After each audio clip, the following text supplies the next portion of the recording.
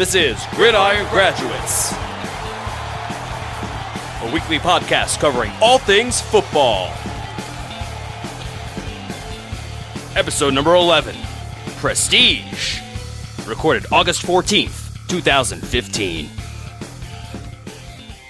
Hey, ladies and gentlemen, how you guys doing? Welcome back to another edition of the Gridiron Graduates. I'm your boy Bill Rossetti. Welcome you back for another exciting week of football talk. And on the other end, of course, is my good buddy Ian Wharton. Ian, what's going on, brother? Not too much, bud. Not too much. Just enjoying this first week of games, and obviously we're going to talk a little bit about those, and it's just great to see some fresh football out here. Yeah, such a great feeling seeing live football again. You know, last weekend was just amazing to see the Hall of Fame ceremony and the Hall of Fame game itself, of course. So let's kind of start just kind of talking about the preseason in general. Our thoughts on what we look at during the preseason and how we try to not overreact to stuff. So, how do you go about the preseason, watching the teams and just anything in general? Yeah, the preseason, it's one of those things where everyone's so revved up, and I don't blame people. I'm with you guys. I'm so excited for new football. We're so ready to just digest all of it. And the reality is I don't think there's really that much to digest. From an evaluator standpoint, there's a little bit more than there is from a fan's sake, because obviously, you're looking at the future of your team really with like the second team. But the third team, by the time the second half comes, you really just can't put a whole lot of stock out there unless if there's rookies, second-year players, third-year players. Those are the people that you really want to watch. The veterans that have a very slight chance of making the roster, if they're going to play, they're going to be playing as special teams. They're not supposed to be playing offense or defense really when you're at third team. And so just kind of keep that in mind. If you're watching your team and you get to the second half of the game and you're obviously a huge football fanatic at that point, don't be too worried about if your team kind of gets blown out in the second half, or if these young guys just don't look like they know what's going on, because the reality is they don't. There's not really a strong game plan put into place for the preseason. Teams really are just putting out vanilla stuff, very basic routes, blocking schemes. It's just very simple, and don't get too wrapped up in it, because it's not necessarily a predictor of anything good or even bad. Even if your team's doing really good, I would just say, just kind of pump the brakes, good or bad. Just kind of be ready, and just for anything that happens in the regular season, because it's not predictive of what happens in the regular season. I mean, I remember when the Detroit Lions went 4-0 during the preseason, and then they went 0-16 during the regular season. So, just what I look for personally, if you're a young evaluator, or even if you're just a regular evaluator, just listening to us and more accomplished than us. Personally, if you want to know what I look at these young guys. I just want to say, are they grasping what's going on around them? Are they adjusting to the speed of the NFL? Bill mentioned the Hall of Fame game. You look at Trey Waynes. Trey Waynes was someone that clearly did not grasp the speed of the NFL right away. Now, does that mean he's going to be a terrible player? No. It just means it might take him a little extra time, because he's still showing the weaknesses he did in college. That's really what I took away from that type of game and that specific scenario. So, I just don't put too much in it either way, but it can show a little bit more about young players than it will about older players, I think. Yeah. And, boy, it's like you read my mind and knew exactly what I was going to say. You took a lot of the thoughts out of my head and gave a great deal about it. I was thinking Trey Waynes myself, because obviously being a high first-round pick, he was a guy that a lot of people are going to be watching in that Hall of Fame game. And yeah, he got burned on a couple plays, but like you said, he's just a rookie. It's his first game. He's not quite up to speed. So the preseason is going to be nice for a guy like him because now he's going to have 5 games to get ready for the regular season instead of 4. So playing in that Hall of Fame game is, it's a little bit of give and take. There's some positives, there's some negatives. You have some extra game to evaluate your players, but other teams may get an extra game to see some game film. Like you said, there's really no game planning for all these games except maybe week 3 of the preseason when the players start to get into that regular season groove. They might plan a little bit for the upcoming opponent, but maybe more so for their week 1 opponent. And especially true for week 4 of the preseason. They're not necessarily game planning for the upcoming opponent. They're looking ahead to who they're going to start the regular season against because that's the game that matters. It's like when I played high school football. Excuse me. And we would have a couple scrimmages before the regular season. We would game plan a little bit for who we were scrimmaging against, just to get a sense of what they can do and get ourselves familiar with what we're going up against and what we need to do. But more so, especially in the second week of doubles, like the week before, like the week leading up to our second scrimmage, we were more so focused on who we were playing that first week. But so again, take everything you watch with a grain of salt. Get excited, like Ian said, because we have live football back, and it's always great to finally watch football for the first time in 6 months. But know that, this is the first taste of actual game situations for a lot of these players. Preseason, in a way, to me, feels like a glorified practice.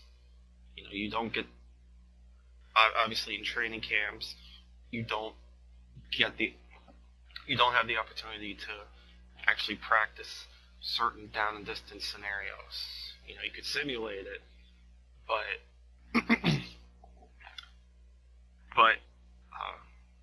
you'll never get the full. You don't get the full grasp of what's going on. Whereas in a preseason game, you have an opportunity to practice, second and short, third and medium, third and long. You'll get those opportunities because of what's transpired previously. So, like I said, take things with a grain of salt and don't read too much into it. Even yesterday, when we saw that the Lions beat the Jets, Todd Bowles even said, if this was, say, week 3 of the preseason, I'd be a little more concerned. So even as a first-year head coach, he understands that there's still a long way to go. We're still a month away from the start of the regular season. So there's a lot of time for these players to, get more reps.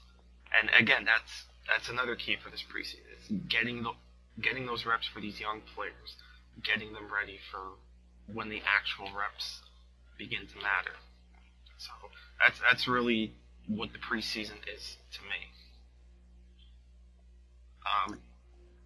By the way, a little breaking news as we're recording. Jay Glazer just reported that the Arizona Cardinals are likely to sign Chris Johnson, running back, this weekend if a visit goes well. There you go. Yeah, very interesting to see his name kind of still around in the middle of August. I mean, I know the guy has his faults, and it's been a little while since he's had that big success like he has, but that's a little surprising that he's still around. I kind of like that pickup. I mean, I'm not thinking he's going to be a 2,000-yard rusher again, but that's an interesting pickup for the Cardinals. At this stage in the game, you definitely have to watch for veteran pickups like, for example, Chris Johnson or Evan Mathis. I mean, these are potential difference makers on good teams. Absolutely. And I'd like that fit too. I mean, there's been question marks surrounding the Cardinals' running back situation. Yeah. We liked Andre Ellington coming out of college, and certainly early on he showed himself, but he has those injury problems, Yeah. and he definitely has a high chance of getting hurt somewhere down the line. It'd be nice to see him as a feature back, but unfortunately, if he gets so many carries a game, that he's likely to get hurt. And yeah, I like that rotation of Ellington, Chris Johnson, and David Johnson. yeah, The rookie running back who's a great receiver. Not necessarily a great runner right now, but he's a great receiver out of the backfield. That's a very unique skill. yeah, for what he's probably going to be asked to do in Arizona, it's a real nice fit. You could have Ellington as like the first and second down back, and then third down bring in Johnson, or well, I guess now they might have two Johnsons. But you could bring in David or Chris as a third down pass catching back. So there's definitely going to be some options there. So definitely a nice pickup, I think, for Arizona, especially with the questions they're going to have going into the season. So maybe, even if it's just to keep Ellington healthy a little bit longer. Yeah. Potentially keep him for a playoff run if they get there. So definitely not a bad signing at all for the Cardinals if and when it happens. We're not saying it's official, but when Jay Glazer says something, yeah, usually you he's spot can book on. that. Yeah. You can usually bank on it. That guy is fantastic. He's outstanding. Everyone, when it comes to breaking news, wants to either be like Jay Glazer or Adam Schefter. So, props to those guys. Big fans. Absolutely. So moving away from those guys. So last night was Thursday night for people listening. Maybe late Friday night or Saturday when you're listening, or maybe even later. But the first big slate of games was Thursday. Unfortunately, I only got to see the Browns game. That was the local game for me, and I was not able to watch any other games until after this. After this podcast was recorded.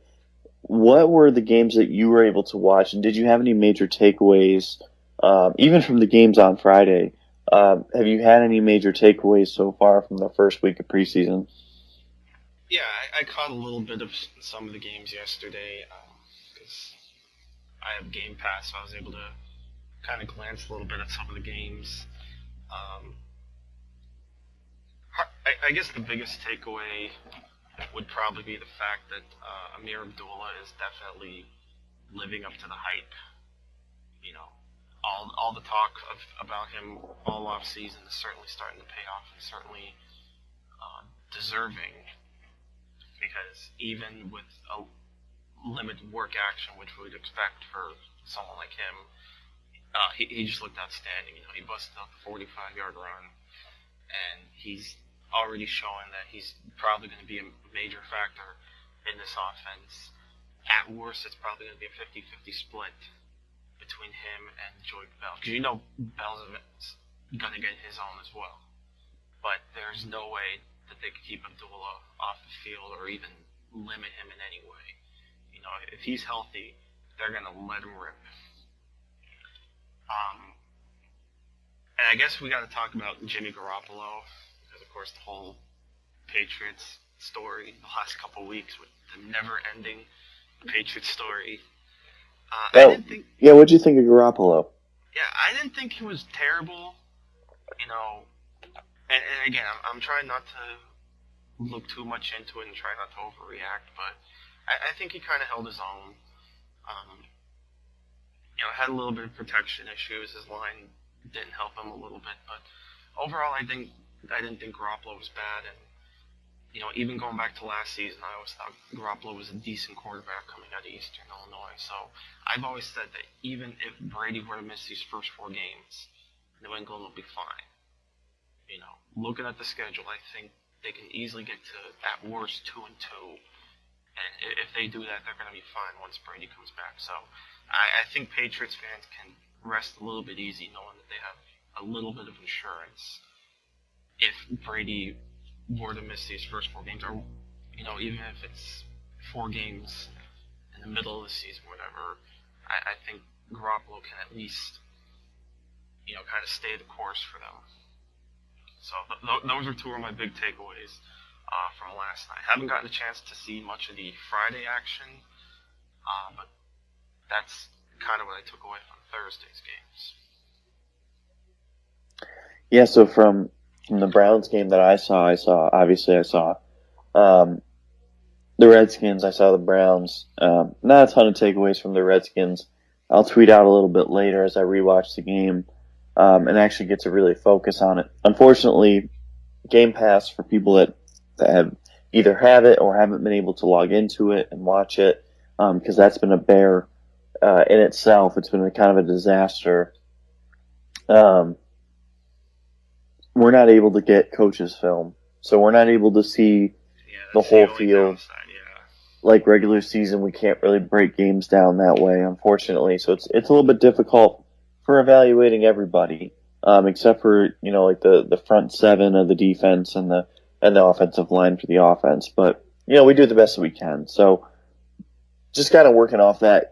Going back to the Browns and Redskins, I thought that RG3, he still struggles. The guy still takes unnecessary hits. He just still doesn't seem 100% comfortable out there. Other things, the running game looks great for Washington. On the other hand, for the Browns, they really struggled once again to stop the run. Let me throw out a quick fact out there for you. Browns have the most expensive defense in the NFL. Now let me give you a scenario here. If this defense performs the way it did last year, granted last year they had several key injuries, but that's kind of part of the game too, so you kind of have to figure that some injuries will happen. If that's a defense that struggles again, finishes almost last in the NFL in the run game again, Mike Pettine might be feeling the hot seat. And not for the reasons that we had thought a year ago. Because you kind of look at Chuck Pagano in Indianapolis. Why is he already under the fire? Because he's a defensive head coach that has had almost no success improving the play of the players that he's working with. And I think that Mike Pettine really needs to kind of light a fire under his guys. If this is predictive, and the thing is here is it's not like I'm just picking out a random game in preseason to point this out. I mean, the Browns were awful at stopping the run last year. I'm pretty sure they were like bottom 3, if not the worst in the NFL off the top of my head. So they can't be averaging 5.5 yards against them on the ground. That's never going to work. That's never going to last. So that was a big takeaway I had as far as the Redskins offense and Browns defense. Danny Shelton looked good. Guy's definitely a really good athlete. He didn't have a huge impact on the game, but you could just tell how good of an athlete he was. Offensively, I do think that Johnny Manziel looked more confident. I think that Luke McCown also looked confident. Both of them were throwing the ball fairly well. Manziel didn't have good protection. He scrambled for a touchdown, which we don't need to know about his running ability. We already know about his running ability. But he did get a touchdown that way. I still have to question. I just want to see more of him. And I want to see more of him with the first team. Because that's really, it's not surprising that he did good against second and third team defense. That's not really the question with him. So, the only other takeaway I had from that game is Cameron Irving should never play tackle. We need to stop saying that people are versatile when they aren't good at a position. He is a good interior offensive lineman. He is not a tackle. He was really bad at tackle. I guess there's a reason why they kicked him inside during his senior year at Florida State. Yeah. No, I think he's a fantastic center. I had him as a first-round center. I think he's a fantastic center. I think he could probably play guard fairly well. I don't know. I've never really seen him there. So it's really just speculation. But I think he could be a phenomenal center. But yeah, so I don't think he'll be a bad interior lineman. But the Browns, because of injuries, had to kick him outside to tackle. And it really didn't look good. So that's really it as far as my takeaways from that game. And then only thing I've seen tonight so far on Friday, I saw Marcus Mariota's first pick. So thankfully the drought is over with the interceptions. With the whole, Mariota hasn't thrown a pick yet this preseason, so because we knew it was bound to happen, and that was getting a little out of hand. So it's good to finally put that to rest. Yep. Just a quick note, I quickly looked up rushing defense from last season. Cleveland was actually dead last in rushing yards allowed per game. Yeah, and you can't have that when you're like a defensive head coach. That shouldn't happen. Right. And especially as we've alluded to before, playing in a division where the running game is top notch and really kind of the focal points of a lot of these offenses. When you talk about Le'Veon Bell, Justin Forsett, and the duo of Gio Bernard and Jeremy Hill. So that's got to improve if this team wants to do anything in 2015.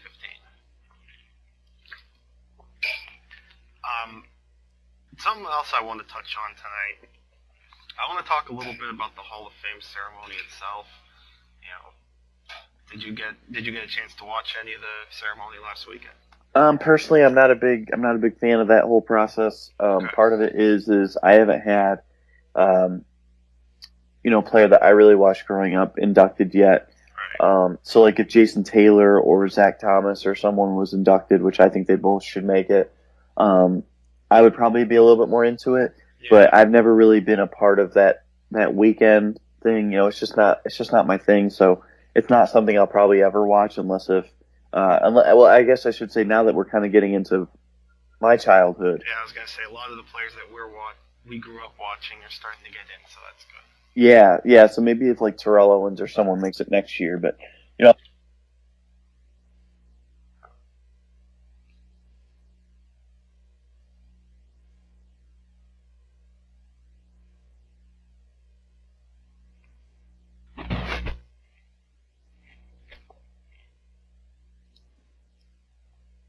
Did we lose you? Oh, sorry about that. Okay, sorry. Yeah, no, sorry about that. I'm not sure where the last part you heard me. I think you cut off when you were saying about if T.O. gets in next year. Oh, okay. Yeah, no, I didn't get a chance to watch. But I am glad that Junior Seau's daughter got to speak. Yeah. And I'm glad that he made it in. I don't think Jerome Bettis should have made it in. Just out of my own, thing about the Hall of Fame. I think he's great. I think he's a fantastic player. I just don't think he's Hall of Fame good. Right. I also kind of lean more toward I'd rather be short-term elite than be long-term good, if that makes sense. So a guy like Priest Holmes to me, I think is a guy that probably should make it. But he was also my favorite player growing up, so I'm biased. And I enjoyed watching Priest Holmes as well. You could certainly make a case for him. Jerome Bettis certainly was one of the intriguing players, and certainly one that was debated a lot on Twitter as far as, should he or should he have not gotten in the Hall of Fame. Yeah, he had a whole bunch of rushing yards, but he's also carried the ball a lot of times to get to that number. But where I am as far as where I live, my area and whatnot, it was certainly an exciting time because a lot of people in this area are Steelers fans, so Jerome Bettis getting in was certainly a good feeling for them, for all those Steelers fans. And I liked how he thanked Ben Roethlisberger for the touchdown-saving tackle against the Colts. I thought that was really neat because, when you talk to Jerome Bettis, that's certainly one of the plays you're going to think of is that touchdown-saving tackle by Ben, which eventually led to Jerome winning the Super Bowl in his hometown of Detroit. And I agree. I thought it was a real classy move to let Sydney Seau speak. I kind of wish she would have gotten to speak in a more broader sense. And what I mean by that is, I wish she would have been able to speak like all the other inductees, at the podium, speaking to the mass, not in a, on the side interview with Steve Weish, but nonetheless, she got to talk, and I thought she did a really good job of talking about who her father was, both on and off the field. So, without a doubt, definitely a deserving entrant into the Hall of Fame. And as far as next year, Brett Favre's a lock. I don't think there's any doubt about that. If Brett Favre does not get elected to the Hall of Fame next year, I think we can begin the countdown to the apocalypse. I haven't looked and seen. I know that T.O. was the other guy people were talking about, and I think it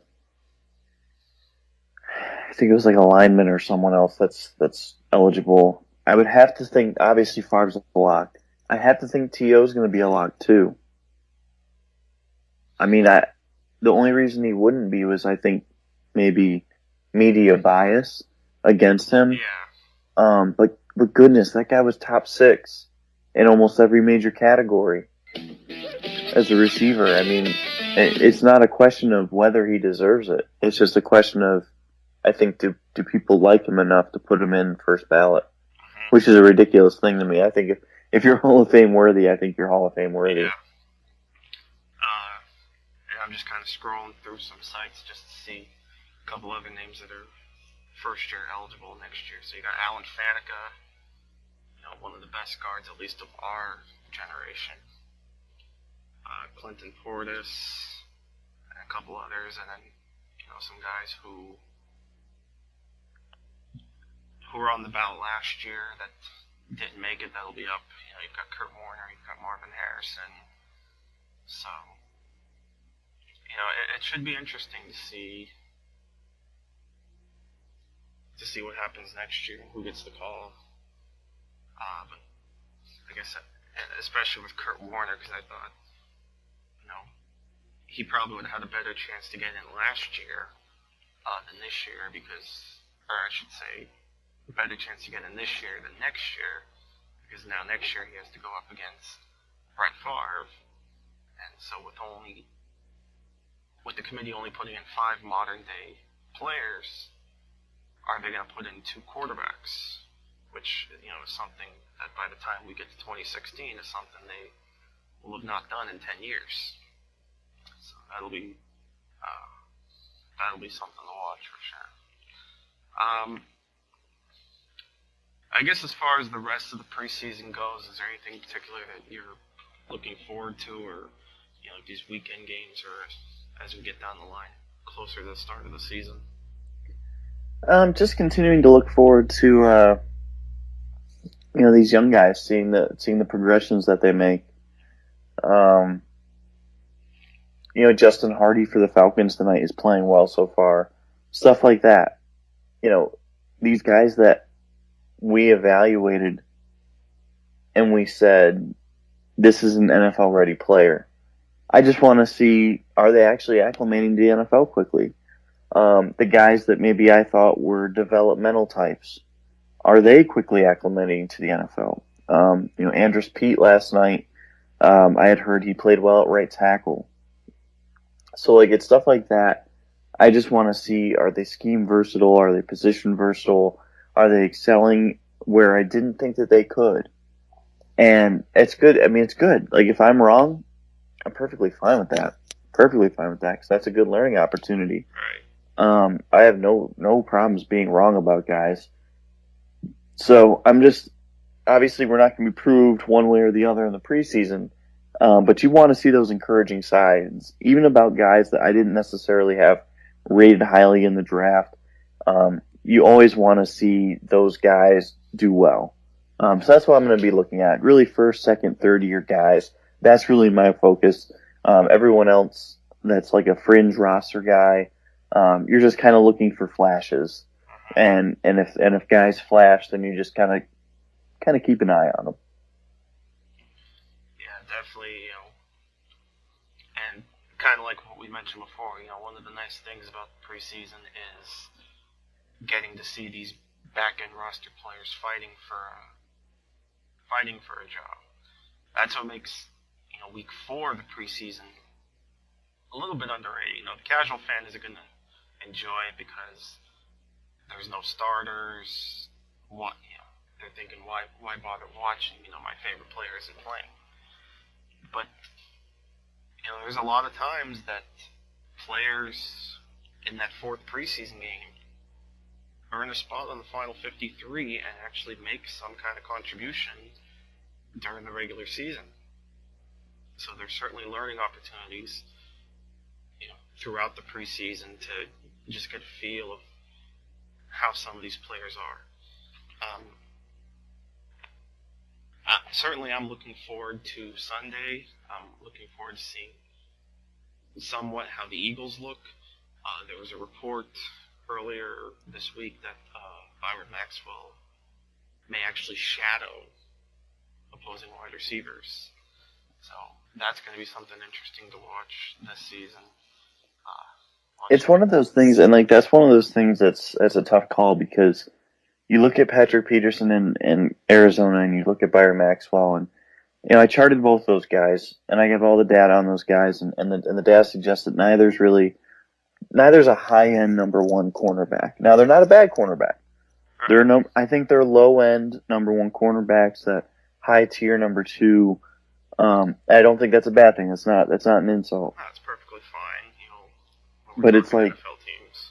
Right, and you have to be standout of the standouts to be the greatest. Yeah. So, and the call there is very, very difficult, I think, for a coaching staff, because if you want a guy to trail, it's really saying one of two things: either that cornerback is elite, or the rest of your cornerback crew is that weak that you really need him to always be on the top guy. And I think for both teams. Now, I think Philly has a good secondary, but the loss of Ja'Cory Shepard and Brandon Boykin, oof. Yeah.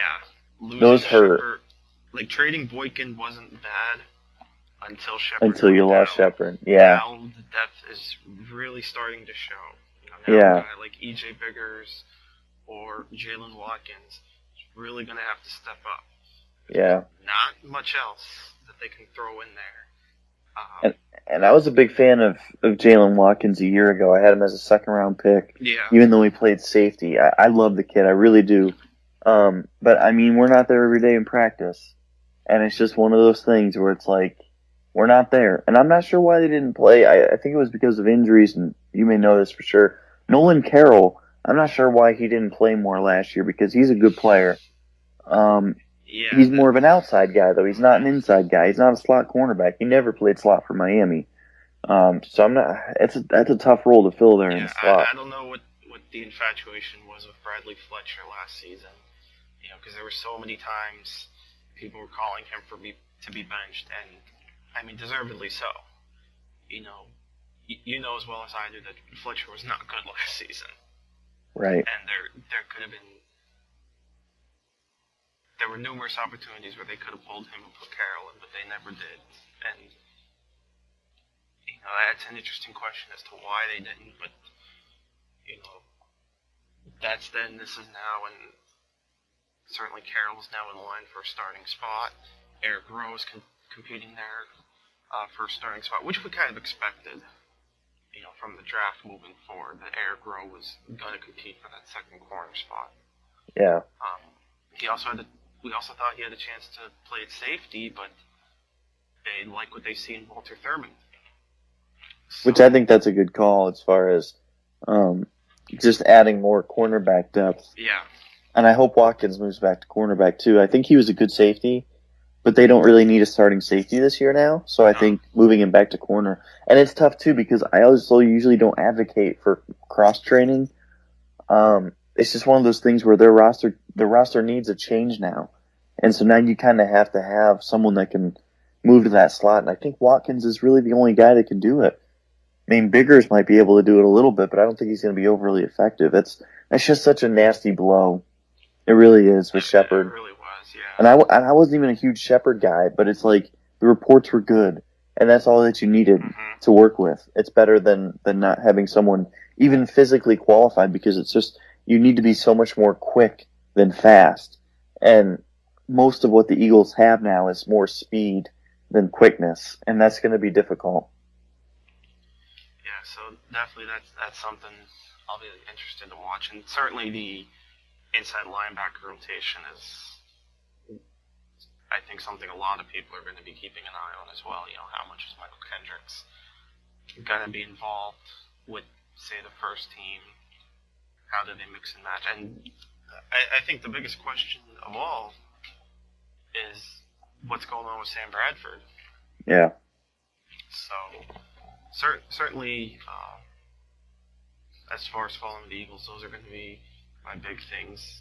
Offensive guard as well, how the rotation there is going to go, because that's been a revolving door all off season long. I think they've had about at least 4 guys who have gotten reps at guard with the first team. So, do they regret cutting Evan Mathis? Does Evan Mathis regret wanting a new contract? Who knows? But now there's reports that Mathis may sign with a team soon. Could it be the Dolphins?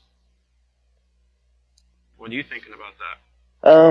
I don't think it's a difficult thing because you're talking about 2 different issues when you're adding a player like that, because he apparently wants around $5.5 million, some type of salary around that range, and yeah, because that's what he would have gotten with the Eagles, so it's fair to say that that's what he would have wanted from the team. Right. So I mean, if we're talking, that as the barometer, that's difficult because people may even say, well, it's only on a 1-year deal. Well, a 1-year deal still hurts your future cap flexibility because teams are allowed to roll over money into the next year. Right. So you look at the Dolphins. The Dolphins have several key free agents. You've got to figure out what's going on with Olivier Vernon, Lamar Miller. Those are 2 big players for them. And there's a few other guys as well, but those are really the 2 big ones. And if you take away $5.5 million off of I think they have $9 million left, you're probably saying goodbye to both of them. And so you need to decide, is a 30-some-year-old guard that much better than what you have on the roster? Now, yes, he's one of the elite guards in the NFL. But Chip Kelly made the same call. And let me ask you this. When's the last time a guard made the difference between a Super Bowl team or a playoff team and a not playoff team? If you can get average production out of another player, I don't think that other player is worth $5 million at guard. I really don't. Especially when we're talking about so many teams that do a zone blocking scheme. I didn't mean to interrupt you, but right. No, you're right. You can get look at the Packers. You have an undersized David Bakhtiari playing left tackle, and he's been good. He struggled yesterday. I should say Thursday night for those listening later on, but he did struggle in his first preseason game. But overall, he's been okay, and he's not your prototypical left tackle. So, like what Ian's saying. You don't, we have our standard heights and weights and arm lengths for the different positions. But I think a lot of it, is more based toward the angle blocking scheme, not necessarily the zone blocking scheme. When comparing to, if you're that's why a lot of these linemen taken the 5th, 6th, 7th round are still available and productive, because you can take offensive linemen that are 300 pounds, even say 295, plug them into your system, and they're good. Why? Because you don't have to be as powerful. You still have to be athletic and powerful, certainly, to play in the zone blocking scheme, but not as much as an angle blocking scheme, because you're not matched up one-on-one with somebody. The premise of zone blocking is obviously what it says. Zone blocking, you're responsible for an area. You're not matched up with someone. Like in an angle scheme, I could be pulling to take the middle linebacker or somebody, and that's my guy no matter what. And say like the left guard has the D tackle, center has nose, whatnot. In zone, it's about maintaining your area and attacking whoever comes into that area. And so I think it's more about speed than it is power. So you don't have to have the huge bulk that you see in some of these bigger offensive linemen. You can get away with the smaller size if that's what your system calls for. So, again, to your point, you don't need, everyone wants the elite players, but that's not what makes an elite NFL team. Look at the Patriots just winning the Super Bowl. Outside of Brady and Gronk and Revis, did they really have any elite players? They had very good players, but they didn't have elite players outside of those three. It was all a bunch of, above average to good players. There was no quote unquote big name receiver on that team. But it's just a collection of their team, and just the sum of everything that happened for them is why they won the Super Bowl. So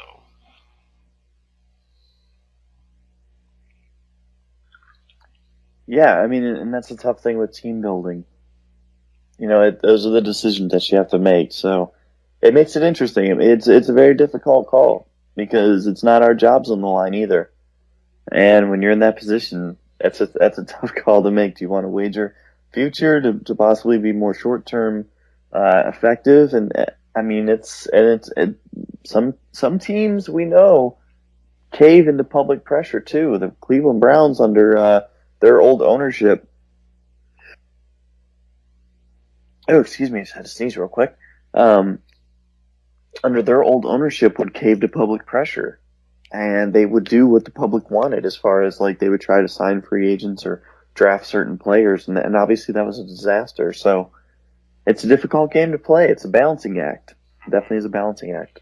Yeah, and just to kind of quick go back to when we're talking about the salary cap, it's why I have people tell me, oh, this team has X million of dollars. Let's go after this free agent. Well, they have X amount of salary cap dollars going into the season. Why not go out and sign somebody? Well, like you said, is it going to be worth it to sign that player that you don't know how much of an impact they're going to have when you can look ahead and look at some of the bigger names next season and use that extra salary cap, and knowing that the salary cap is going to continue to grow and grow. Having that extra space is always a good thing. Now, obviously, having the most space doesn't necessarily mean much either, as you saw with teams like the Jaguars and the Raiders. But obviously, more salary cap is certainly better than less salary cap, right? It could always be worse. We could be the New Orleans Saints. Right. So that's the interesting thing about team building, and it was definitely good to kind of talk a little bit about that. So, but again, it all boils down to the fact that we're finally talking football. Yeah, I know that was kind of swerving a little bit, but hey, it's nice to finally talk about live football again. And we got a month today is the first Monday night games of the season, and certainly two games we're looking forward to watching.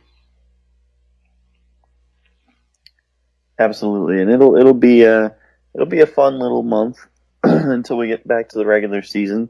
But like you said, at least football's football, and we're back and better than ever. And obviously, it'll be a good season for us to see what all happens, and it'll be it'll certainly be filled with storylines. It always is. So absolutely. Any wrapping up thoughts that you have about preseason or this week in general, or next week maybe? Again, just glad we finally have actually something to talk about. I look forward to tomorrow's game to catch Jameis Winston for the first time, and the Buccaneers go up against the Vikings, so we'll get to see a little more Teddy Bridgewater. So that's certainly a game I'm excited to see. I've already mentioned the Eagles, And, just overall excited to kind of get a glance at these teams and see what they have to offer. Again, we're not going to see everything that they're going to bring to the table because they don't want to tip their hand too much, but just a little taste of what they could possibly bring and who might break out. So should be fun.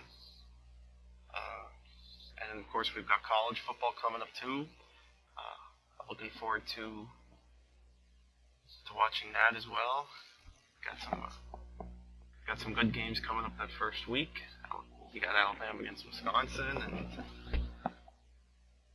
I'm certainly looking forward to doing bowl projections again and predicting the playoffs. That's always a fun time. Absolutely. So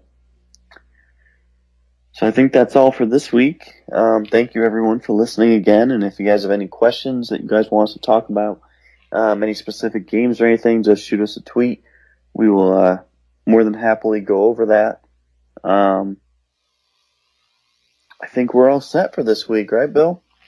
Yeah, I think that was another fun hour of football talk, and I look forward to doing this again with you next week, bud. All right. Well, for Gridiron Graduates, I am Ian Wharton, my buddy Bill Rossetti, and we will catch you guys next week with a whole new week of football to talk about. It's awesome to say. Absolutely. Take care, guys. See you next week.